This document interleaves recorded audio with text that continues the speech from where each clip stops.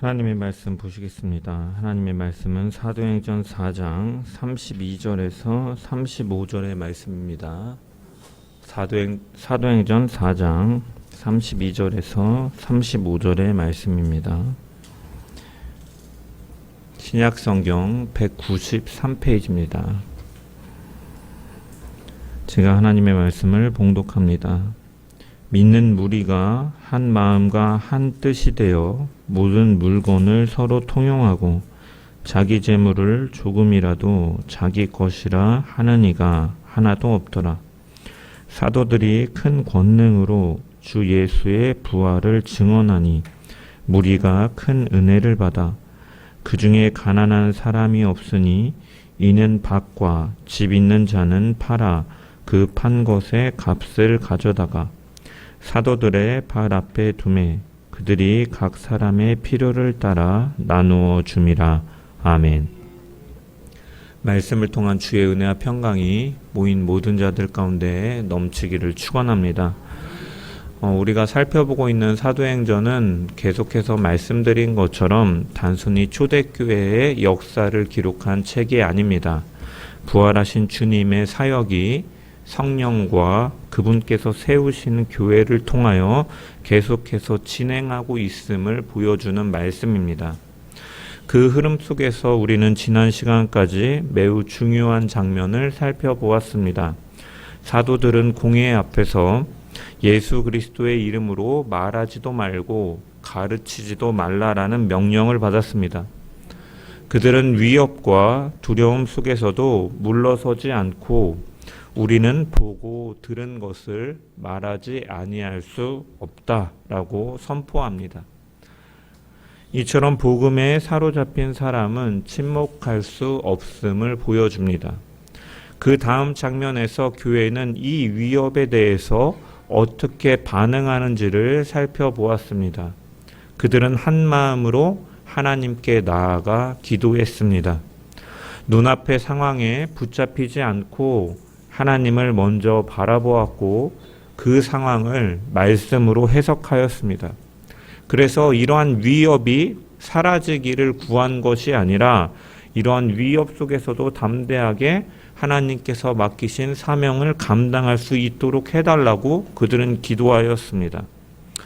하나님께서는 그 기도에 응답하셔서 성령으로 그들을 충만하게 하셨고 그 결과 교회는 담대히 하나님의 말씀을 전하게 되었습니다. 그렇게 담대하게 변화된 사람들, 성령으로 충만한 교회는 어떠한 모습으로 나타나는가? 복음으로 사로잡힌 공동체는 삶에서 무엇이 달라지는가? 오늘 본문은 바로 그 점을 우리에게 보여주고 있습니다. 오늘 말씀은 단순히 초대교회의 아름다운 모습의 하나를 우리에게 소개시켜주는 장면이 아니라 바로 복음으로 세워지고 성령으로 충만한 교회가 반드시 나타나는 본질적인 모습을 보여주는 말씀입니다. 이 시간 그래서 우리는 말씀을 통해서 이 복음이 실제로 우리의 삶 가운데 어떻게 드러나야 되는지 그리고 교회가 어떠한 모습으로 살아가야 하는지를 분명히 깨닫는 시간 되기를 소망합니다. 그리하여서 우리 세상의 빛 교회가 복음으로 살아내는 교회로 세워지는 시간, 결단하는 시간 되기를 주의 이름으로 간절히 축원합니다. 32절의 말씀을 다시 한번 보겠습니다. 우리 32절 말씀 함께 읽겠습니다. 시작.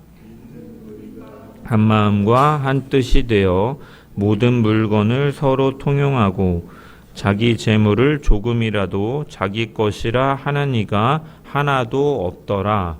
아멘. 이 말씀은 성령으로 충만한 교회가 어떻게 드러나는지를 보여주는 매우 중요한 선언입니다. 먼저 믿는 무리가 한 마음과 한 뜻이 되어라고 표현되어 있습니다. 여기 한 마음이라는 단어는 헬라어로 카르디아라는 말로 중심, 마음의 방향을 가리키는 단어입니다. 그리고 한 뜻은 푸시케, 생명, 존재 자체를 가리키는 단어입니다. 그래서 즉 한마음 한뜻이 되었다라는 표현은 단순히 교회 공동체가 감정적으로 친밀해졌다라는 의미가 아니라 삶의 존재와 삶의 방향과 그 존재의 중심이 하나로 묶였다라는 것이죠. 믿음으로 묶였다라는 것입니다. 여러분이 기억해야 될 것은 이것은 인간적으로 만들어낼 수 있는 상태가 아닙니다. 사람이 모이면 대부분은 자연스럽게 나타나는 것이 무엇입니까? 다툼과 충돌입니다.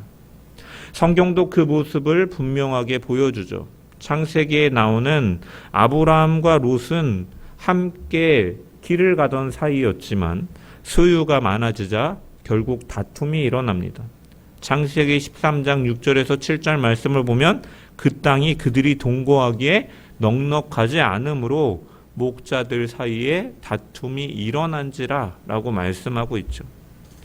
소유로 인해서 다툼이 발생되기 시작합니다. 또한 예수님의 제자들은 어떠했습니까? 그들은 예수님의 말씀을 듣고 따르는 자들이었지만 그 주님과 함께 있으면서도 서로 누가 크냐라는 문제로 다투었습니다. 심지어 초대교회 안에도 갈등은 존재했습니다. 사도행전 6장 1절에 보면은 그때의 제자가 더 많아졌는데 헬라파 유대인들이 자기의 과부들이 매일의 구제에 빠짐으로 히브리파 사람들을 원망하였다라고 기록되어 있습니다. 구제 문제로 인해서 헬라파와 히브리파 사이에 원망이 일어나는 것이죠. 이처럼 사람이 모이면 하나됨이 나타나기보다는 다툼과 충돌이 나타나는 경우가 많습니다. 성경은 이것에 대해서 분명하게 이유를 밝힙니다. 죄인된 인간의 중심은 하나님이 아니라 자기 자신이 되었기 때문이죠.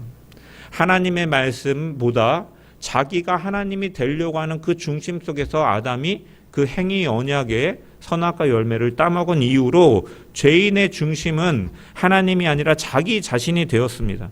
그래서 사람들이 모이면 자연스럽게 하나님 안에서 연합과 화평과 그 평화가 이루어지는 것이 아니라 자기가 중심이 되다 보니까 자기를 지키려는 충돌이 나타나게 되는 것이죠.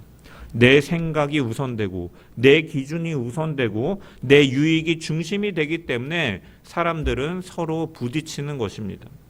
그런데 오늘 본문은 전혀 다른 모습을 보여주고 있습니다. 믿는 무리가 한 마음과 한 뜻이 되어 이것은 인간의 본성으로 설명할 수 없는 모습입니다. 이미 그렇다면 왜 이런 일이 벌어집니까? 31절에 이미 그 이유를 말씀해주고 있죠. 무리가 다 성령이 충만하여 성령께서 그들을 하나로 묶으셨기 때문에 이러한 모습이 나타나게 된 것입니다. 이처럼 성령 충만의 열매가 무엇이냐? 바로 공동체의 하나됨이라고 정의할 수 있습니다. 사도 바울은 에베소서 4장 4절에 교회를 이렇게 묘사합니다. 몸이 하나요 성령도 한 분이시니 이와 같이 너희가 부르심의 한 소망 안에서 부르심을 받았느니라. 교회가 몸과 같이 하나가 될 수 있는 것은 그리스도가 머리가 되시고 성령이 한 분으로서 우리를 부르셨기 때문에 한 소망 안에 거하기 때문에 하나가 될 수 있다. 교회가 하나가 될 수 있는 바로 성령이 한 분이시기 때문이다라고 말씀은 선포하고 있는 것이죠. 이처럼 성령은 교회를 하나 되게 하시는 것이죠. 또한 주님은 우리를 하나 되게 하십니다. 예수님께서 교회를 위해 이렇게 기도하셨습니다. 요한복음 17장 21절의 말씀을 보면은 아버지여 아버지께서 내 안에 내가 아버지 안에 있는 것 같이 그들도 다 하나가 되어 우리 안에 있게 하사 세상으로 아버지께서 나를 보내신 것을 믿게 하옵소서. 주님은 아버지와 아들이 하나이신 것 같이 주님의 부름을 받은 성도들이 하나가 됨을 통하여 하나님 안에 거하고 또한 세상을 향해서 그리스도를 드러내는 모습으로 나타난다라는 것이죠. 그래서 교회의 하나됨은 세상을 향해 그리스도를 드러내는 복음의 증거이다라는 것입니다. 이처럼 교회는 머리 대신 예수님을 통해서 또한 그분께서 보내신 성령을 통해서 하나된 공동체임을 우리는 분명히 볼 수 있습니다. 그런데 오늘날 안타깝게도 교회는 복음보다 앞에 두는 것들이 존재하고 이로 인하여 갈등과 분열이 일어납니다. 생각의 차이와 입장의 차이와 때로는 정치적인 기준까지 교회 안으로 들어와서 복음보다 그것들이 더 우선이 되다 보니 교회 안에서 사람을 나누는 기준이 될 수 있죠. 그 결과 세상은 그러한 교회를 보면서 복음의 능력을 바라보는 것이 아니라 분열된 모습만을 바라보게 되는 것입니다. 복음보다 앞서는 것이 있을 때 교회의 하나됨은 무너지고 복음의 증거는 흐려지게 되는 것이죠. 교회는 세상의 방식으로 나눠지는 공동체가 아닙니다. 교회는 오직 복음만이 기준이 되어야 되고 복음 안에서 하나가 되어야 될 줄 믿습니다. 그 하나됨이 오늘 본문에서 어떠한 모습으로 드러납니까? 모든 물건을 서로 통용하고 자기 재물을 조금이라도 자기 것이라 하는 이가 하나도 없더라 라고 말씀합니다. 여기서 중요한 표현은 자기 것이라 하는 이가 하나도 없더라 라는 말씀입니다. 이 말은 재산이 없어졌다거나 개인의 소유권이 사라졌다라는 의미의 말씀이 아닙니다. 소유에 대한 그들의 인식이 바뀌었다라는 의미인 것이죠. 이 본문을 잘못 이해하는 경우들이 있죠. 초대교회의 이러한 모습들을 근거로 재산을 강제로 내놓게 하거나 비정상적인 다 바치고 공동체 생활을 하라라고 요구하고 그것을 명령하는 이단이나 사이비들이 우리 존재하는 것을 우리는 많이 보고 있습니다. 그러나 성경은 이러한 모습이 개인의 소유 자체를 부정하는 의미가 아님을 말씀하고 있죠. 이후에 나오는 5장에서 아나니아와 삽비라와 같은 경우에도 그들이 더불어 소유를 팔았다라고 말씀하는 것으로 보아서 또한 2장에서도 또한 오늘 본문에서도 자기 재물이라는 표현이 반복되는 것을 보면은 여전히 믿고 함께 공동체 생활을 하는 가운데 성도들의 재산은 여전히 개인의 소유로 인정되고 있음을 우리는 성경을 통해 바라볼 수 있는 것이죠. 따라서 초대교회는 재산을 팔아서 교회에 귀속시키고 규율적으로 시스템적으로 하나가 되는 것이 아니라 개인의 소유는 분명히 있지만 그 소유에 대한 인식이 바뀌어서 더 이상 내 것이 절대적이라는 기준으로 살아가지 않게 되었다라는 의미인 것입니다. 이전에는 내 것이 중심이었다면 이제는 내게 있지만 하나님께서 내게 주신 것, 하나님께서 내게 맡기신 것이라는 그러한 청지기적인 의식 속에서 필요한 곳에 흘려보내고 섬기는 모습을 갖게 되었다라는 것이죠. 그렇기 때문에 나누는 것이 억지나 강압이나 규율 속에서 이루어지는 것이 아니라 자연스러운 삶이 되었다라는 말씀인 것이죠. 그리고 이것은 일시적인 감정이 아니라 성령의 역사로 계속 나타나는 모습입니다. 사도행전을 보면은 중간중간에 한 단락씩 요약하는 부분이 나오는데 바로 오늘 본문과 같은 부분들이 계속해서 반복적으로 등장하는 모습을 보게 됩니다. 이처럼 이것은 성령의 역사로 인해서 일시적으로 나타나는 모습이 아니라 계속해서 나타나는 모습이다. 성령의 충만한 가운데 나타나는 교회의 모습임을 우리는 분명히 볼 수가 있죠. 그래서 사도 바울도 고린도후서 8장 14절에 이렇게 말씀합니다. 너희의 풍성한 것으로 그들의 부족한 것을 보충함이 공평하게 하려 함이라. 균등하게 하려 함이라. 성도가 연보하여 서로를 돕고 흘려보내고 섬기고 돕는 것은 복음의 열매다라는 것이죠. 이처럼 초대교회의 나눔은 강요가 아니라 억지가 아니라 복음의 열매였던 것입니다. 이것이 이러한 나눔이 바로 교회의 교제입니다. 단순히 친밀함이 아니라 복음으로 하나 된 삶의 나눔인 것이죠. 그래서 히브리서 기자는 10장 24절에서 25절에 이렇게 말씀합니다. 서로 돌아보고 사랑과 선행을 격려하며 모이기를 피하는 일이 없게 하라라고 권면하고 있죠. 교제의 목적은 분명합니다. 성도가 서로 돌아보고 사랑과 선행을 격려하기 위함이다라고 히브리서는 분명히 말씀하죠. 이것은 우리를 구원하신 예수 그리스도의 말씀과 뜻에 따라서 서로 사랑하고 선한 일을 열심히 행하는 것이 주의 백성이 되는 것이기에 서로 격려하며 이 믿음의 경주를 이뤄갈 수 있도록 함께하라는 의미이고, 이것이 바로 성도의 교제의 목적인 것입니다. 세상은 점점 더 개인주의로 흘러갑니다. 함께 있어도 함께 있는 것이 아니죠. 아이들이 친구들과 만나서 노는 것을 보면 우리 때와 참 다른 것 같아요. 이전에는 만나서 놀자 하면 만나서 같이 대화를 하고 눈을 마주치고 뛰어노는 것이 우리의 일상이었다면, 애들은 만나서 같이 노는데 만나서 서로의 핸드폰을 보고 자기의 핸드폰 안에서 친구와 게임을 하는 것이 노는 게 되었습니다. 연결되어 있어도 단절된 시대를 살아가고 있죠. 하지만 이러한 시대지만 교회는 분명히 달라야 됩니다. 하나님을 향해서 함께 서고 복음을 중심으로 하나가 되고 삶을 나누면서 서로를 세워가는 공동체가 되기를 주의 이름으로 간절히 축원합니다.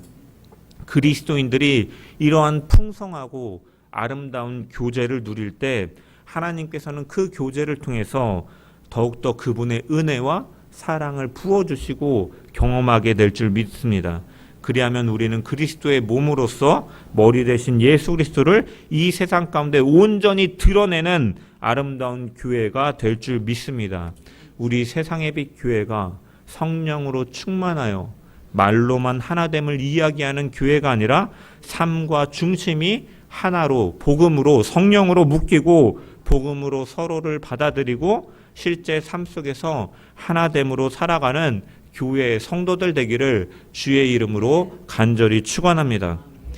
이제 이어지는 33절의 말씀을 다시 한번 읽어보겠습니다. 시작. 사도들이 큰 권능으로 주 예수의 부활을 증언하니 무리가 큰 은혜를 받아. 아멘. 여기서 우리는 매우 중요한 사실을 보게 되는데, 앞절에서는 교회의 하나됨과 나눔이 강조되었는데 성경은 곧바로 교회의 중심이 무엇인지를 다시 분명하게 보여주죠. 이러한 모습들이 나타나는 것은 사도들이 큰 권능으로 주 예수의 부활을 증언하니 무리가 큰 은혜를 받았기 때문이다라고 말하고 있는 것이죠. 이처럼 교회의 중심은, 교회의 모습 가운데는 이 하나됨과 나눔의 모습이 나타나지만 그 중심에는 무엇이 있어야 되느냐? 주 예수의 부활이 분명히 있어야 된다라는 것이죠. 교회의 중심은 언제나 복음이 되어야 되는 것입니다. 초대교회는 나눔의 공동체였지만 그 이전에 분명히 증언의 공동체였습니다. 이처럼 교회의 중심은 언제나 예수 그리스도의 죽으심과 부활입니다. 고린도전서 15장 3절을 보면 그리스도께서 우리 죄를 위하여 죽으시고라고 선언합니다. 예수 그리스도의 십자가는 우리의 죄를 대신하여 죽으신 구속의 사건이다라는 것이죠. 십자가에서 그렇기 때문에 우리의 죄가 해결되었습니다. 그러나 그것으로 끝이 아니라 주님은 부활하신 것이죠. 그래서 고린도전서 15장 4절을 보면 장사 지낸 바 되었다가 성경대로 사흘 만에 다시 살아나셨다라고 말씀합니다. 예수님께서 부활하신 것은 그분은 우리의 죄를 대속하여 죽으신 분이시라는 하나님께서 확증하신 사건이다라는 거예요. 그분은 죄가 없으시기 때문에 죄를 담당하시고 죽었지만, 우리의 죄를 담당하여 죽으셨지만 그분은 죄가 없으신 분이기 때문에 우리의 죄를 대속하실 수 있었고, 그렇기 때문에 하나님께서 그의 권능으로 다시 살리셨다라고 말씀하고 있는 것이죠. 그렇게 우리의 죄가 대속을 받은 것입니다. 주님의 부활은 우리의 죄가 사하여졌고 그 예수 안에 있을 때 우리가 그 부활의 영원한 생명을 얻게 되었다라는 선언인 것입니다. 그래서 고린도전서 15장 55절에 사망아 너의 승리가 어디에 있느냐 말씀하시는 것처럼 부활은 죄와 사망의 권세가 깨어졌다라는 선언이고 새 생명이 시작되었다라는 증언인 것입니다. 그래서 사도들은 그렇기 때문에 어떠한 상황 속에서도 이 부활을 증언하는 일을 멈추지 않았고 사망 권세 깨뜨리고 새 생명으로 살아나신 그 주님 안에 거하는 새 생명으로 살아갔기 때문에 이들 역시도 멈추지 않고 이것을 선포하고 그 새 생명으로 살아가기에 이러한 모습으로 나타나게 되는 것이죠. 이처럼 성령 충만은 복음을 말하는 담대함을 가져오는 것입니다. 성령으로 충만하면 담대함을 가져오는. 그래서 31절의 말씀에서도 담대히 하나님의 말씀을 전하니 라고 기록되어 있는 것이죠. 이러한 것이 어떻게 나타납니까? 바로 큰 권능으로. 여기 큰 권능이라는 표현은 사람의 능력이 아니라 성령께서 주시는 능력입니다. 예수님께서는 사도행전 1장 8절에 이미 약속하셨죠. 오직 성령이 너희에게 임하시면 너희가 권능을 받고 예루살렘과 온 유대와 사마리아와 땅끝까지 이르러 내 증인이 되리라 하신 말씀이 나타나고 있다라고 누가는 증언하는. 이처럼 성령이 임하면 반드시 나타나는 것이 무엇입니까? 바로 증인이 되는 것입니다. 그래서 초대교회는 성령의 능력으로 복음의 중심으로 서고 복음을 선언하는 교회로 나아가고 있는 것이죠. 성령의 능력으로 복음을 증언하면 어떠한 결과가 나타납니까? 오늘 말씀은 무리가 큰 은혜를 받아라고 말씀하고 있습니다. 여기서 큰 은혜는 하나님의 은혜가 공동체 위에 실제로 임한 상태를 가리킵니다. 복음이 선포될 때 하나님의 은혜가 임한다라는 것이죠. 사람이 변하여 자기 중심으로 살던 것이 하나님 중심으로 바뀌게 되고 이제는 내 것이 중심이었던 것이 이제는 하나님의 것이 되었기에 필요에 따라 흘려보내는 사람이 되었는 것이죠. 사람이 변화되고 공동체가 살아나는 것은 바로 성령의 충만함 속에서 복음이 선포될 때 이러한 역사가 변화가 나타나는 것입니다.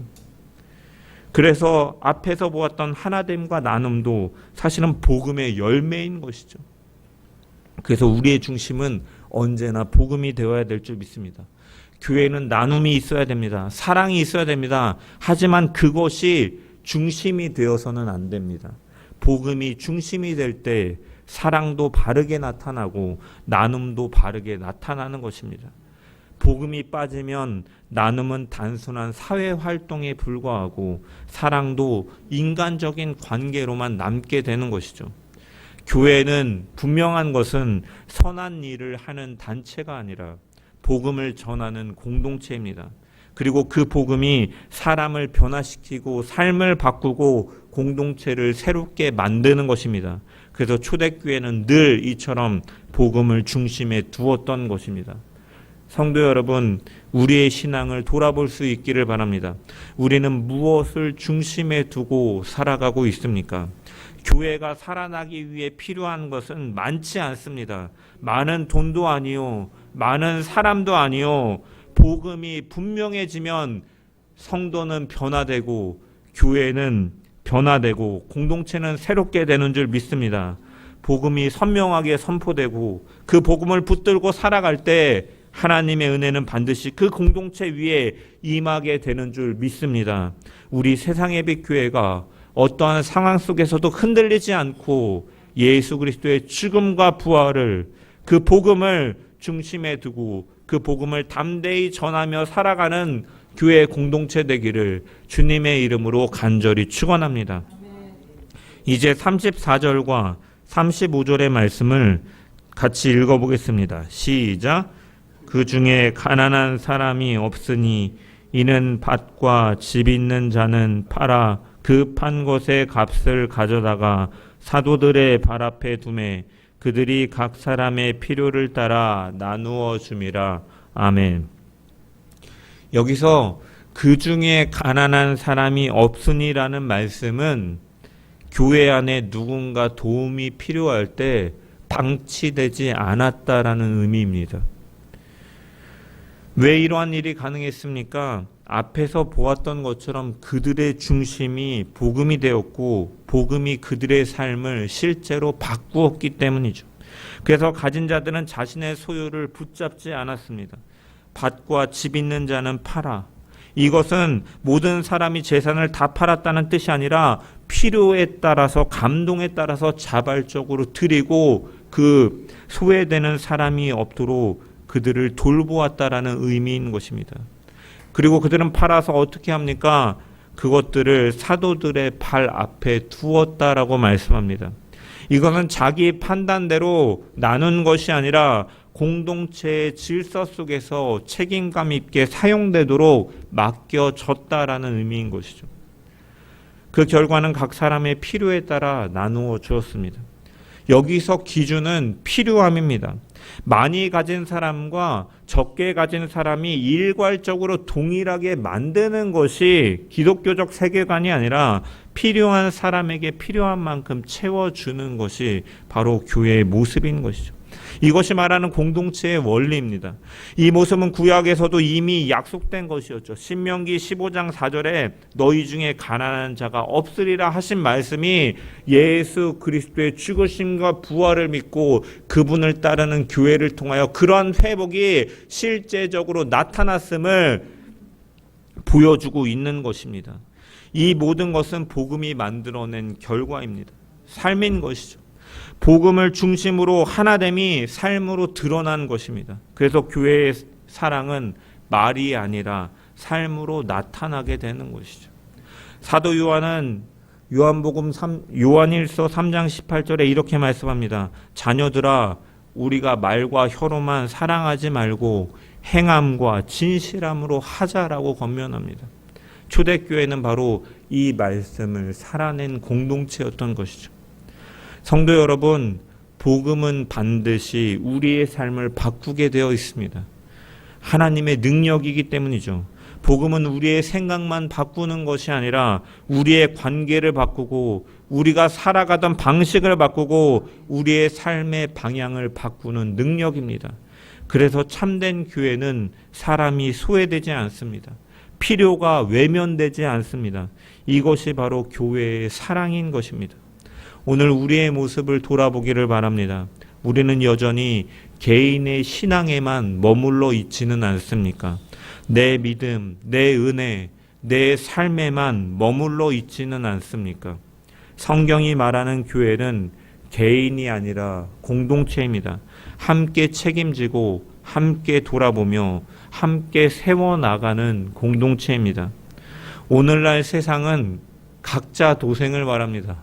우리나라에서도 한동안 그 말이 유행했고 전 세계적으로도 이제는 필요한 나라가 알아서 호르무즈 해협을 열어라, 각자 살아남아라 라고 말하는 시대이죠. 하지만 성경은 함께 살아라 라고 말씀합니다.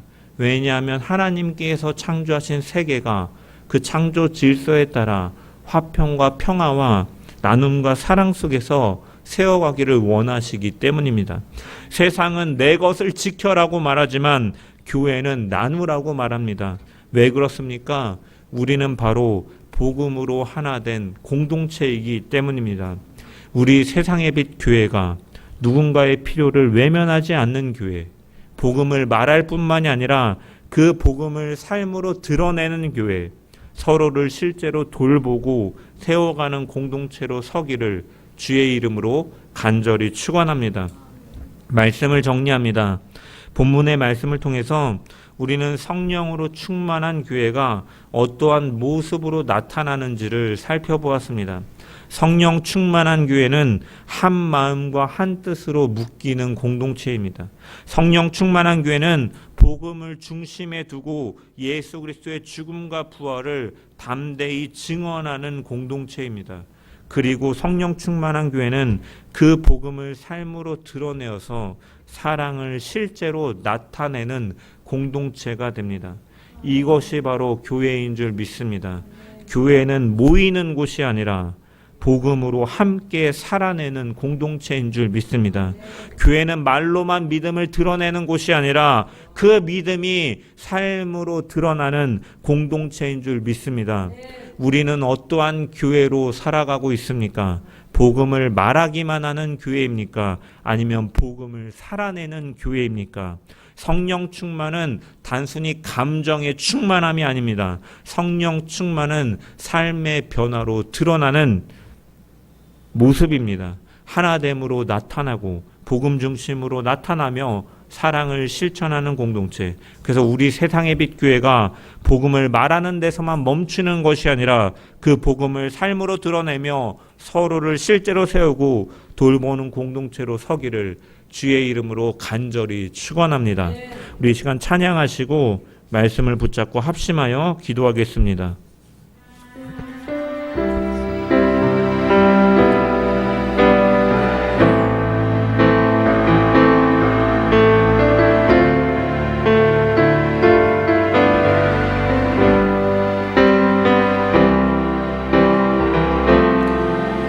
내게 임하신 주의 성령, 날 새롭게 하사 다스리시네. 오직 주만이 나의 생명 참 소망. 오 주여 날 인도하소서. 주를 예배함이 나의 힘되고 주와 동행함이 내 기쁨 되니. 오직 주님만 바라보며 살리라. 오직 주만 위에 내가 살리. 한 번 더 찬양합시다. 내게 임하신 주의 성령, 날 새롭게 하사 다스리시네. 오직 주만이 나의 생명 참 소망. 오 주여 날 인도하소서. 주를 예배함이 나의 힘되고 주와 동행함이 내 기쁨 되니. 아멘. 오직 주님만 바라보며 살리라. 오직 주만 위에 내가 살리라. 내 삶으로 주를 예배합니다. 온 마음으로 주만 경배합니다. 이제 내 안에 내가 사는 것 아니니 삶으로 주를 예배하게 하소서. 나의 삶이 예배가 되고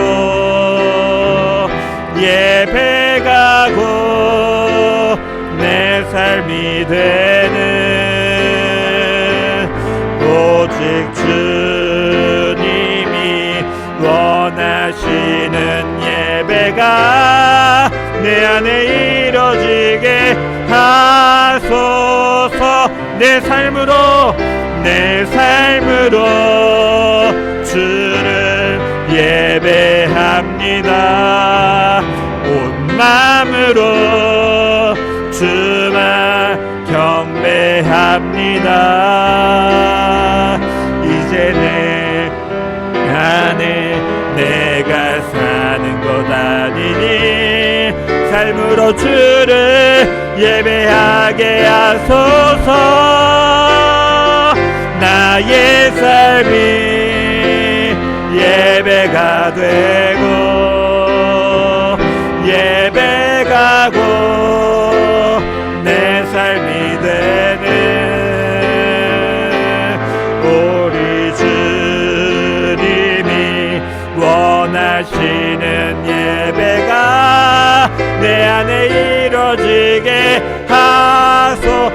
고백합시다. 내 삶으로 주를 예배합니다. 온 마음으로 주만 경배합니다. 이제 내 안에 내가 사는 것 아니니 삶으로 주를 예배하게 하소서. 나의 삶이 예배가 되고 내 삶이 되는 우리 주님이 원하시는 예배가 내 안에 이루어지게 하소서. 우리 이 시간 말씀 붙잡고 함께 기도할 때